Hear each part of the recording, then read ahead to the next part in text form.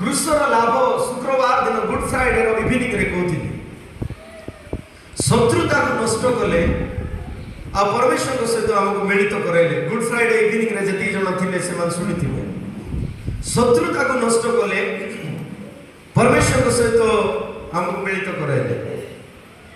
एबे से क्रूसर आउरी चारटा पॉइंट क्रूस द्वारा आम पई कोन लाभ मिलला। आमेन। क्रूसर यीशु चढ़िले आमे पशुची ख्रीष्ट प्रति आम मृत थिलु पाप करबा प्रति आम जीवित थिलु।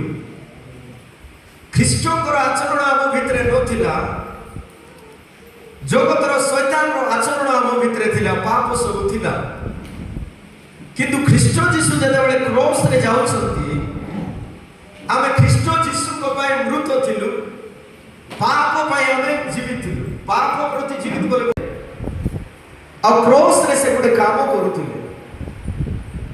प्रथम काम क्रॉस रे कोन करूथिले आज प्रथम कथा कहूची क्रॉस रे जेतेबेले चढ़ले आमको से जीवित करूथिले जीवन देउथिले आमको से जीवित करूथिले जीवित जीवित सजीव करूथिले।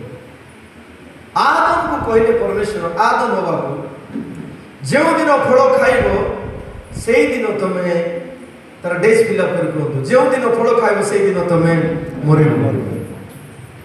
कोन आदम मरि गला कि आदम तो बंची थिला दुनिया भाव रे तार शरीर दुनिया रे बंची थिला किंतु तार आत्मा परमेश्वर कर पाखरे मृत थिला।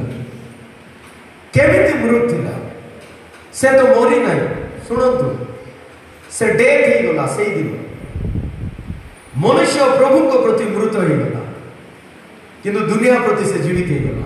तार माने शैतान रो इच्छा को पूर्ण करबा पई माहिर हो गला प्रभु को इच्छा पूर्ण करबा पई जीरो हो गला। शैतान रो आज्ञा मानबा पई हीरो हो गला।